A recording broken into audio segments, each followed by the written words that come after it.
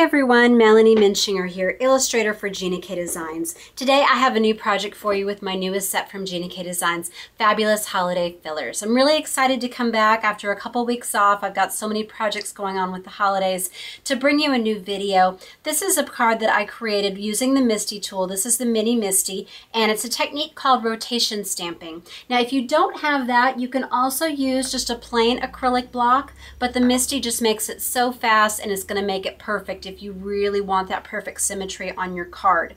You're going to want to start with a square piece of paper. So this is 4 inches by 4 inches square. It's going to fit on a 4 1/4 inch card base that you can put into an A2 size envelope, but certainly you could also put this onto a portrait or landscape layout in the 4 1/4 by 5 1/2 format. So we're going to be using some of the Gina K Pure Luxury white cardstock, and then I've also got some of the Gina K red velvet. The stamp set that I'm using today, like I said, is the Fabulous Holiday Fillers, but a lot of my different elemental stamp sets will work with this particular technique.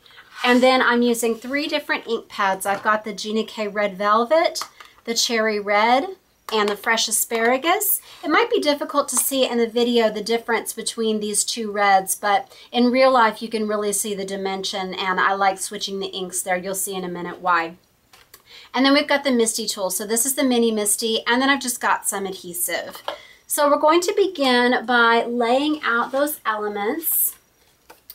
So I'm going to put this just in this top corner right here, or you could put it in the bottom corner, either way. I'm not using the magnets because it's just going right into that corner. And then I'm going to be using this little end cap piece. So this is going to go in the corner right there. And then I'm going to also use this holly. And the way that I'm setting this up, it's going to work in every single corner, and then I'm going to still have room there in the middle for my greeting. All right, so we're going to be stamping all of this in the fresh asparagus. So I'm going to close the door, lift that up, and then just put it right back down there in the corner. And if you want, you can use the magnets. A little hair on there. Okay. So I'm going to go ahead and I am going to ink this up with the fresh asparagus.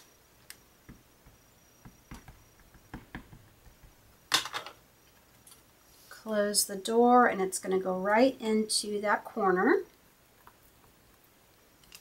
Pick it up, perfect. We're going to turn it, ink it up again. Close the door.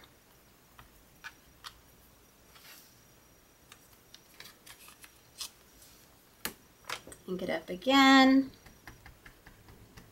Make sure it's in that corner. And then the 4th time. So it makes these really nice little quilt looking patterns or mandala patterns. And then we're going to fill in with those little round 2-step elements that work as the berries. And if you want, you could also fill in some of these circles on that little belly band piece. Okay, so that's all we're going to do with the green, so we can go ahead and remove these. Now we're going to go in with some of the different circle elements. So you have so many different options there. There's the diamond ones, the striped ones, the bells, there's the little snowflakes. So I'm just going to go ahead and I think I am going to use the large and small diamonds on this. I'm going to close up the green since we're done with that. So I'm just going to do the large one over here. And you can stamp them all at one time if you choose different elements, but since I just have a large and a small of each, that's why I chose to go ahead and stamp these in one of the reds, and then I'm going to use the darker red for that last one. So I've got those positioned how I want. They're going to fit every single time. I pick this up, put that in the corner, and then ink it up. I'm using the lighter red first. So lay that down, twist, ink, pop it on the door there. Turn. And for these smaller pieces, if you prefer to just use the tinier block, you can. Doesn't have to be in the exact spot. And then one more. And then just to show you, I think I might use a tiny block just to pop in that last dot there.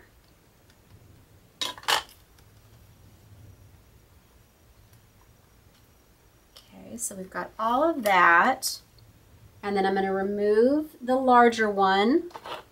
And then I'm just going to take this small block and do the last one with the cherry red. But again, you've seen how I did that by re-inking it and turning each time.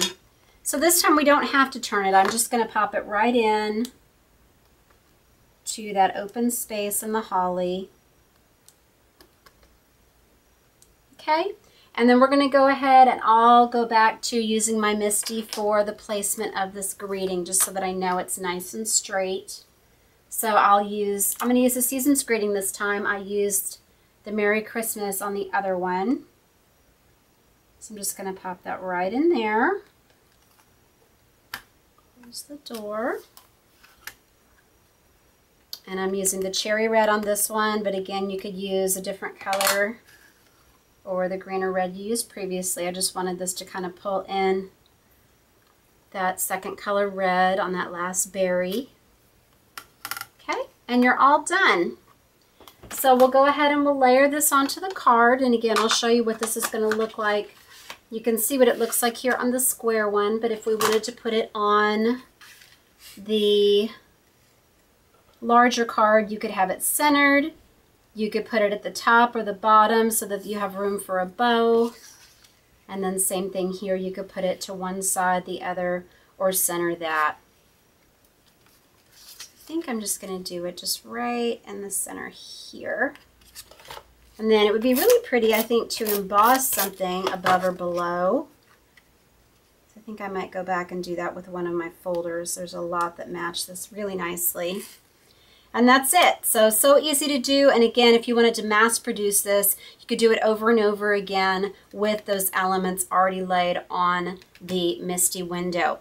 Here is a card that I did, and this was just me using just the blocks and just freehanding and just eyeballing it, but a lot of fun different little pieces that you can use on your own to create some really cool patterns, like with the dots, with the little teddy bears in the corner, or to use for the rotation stamping.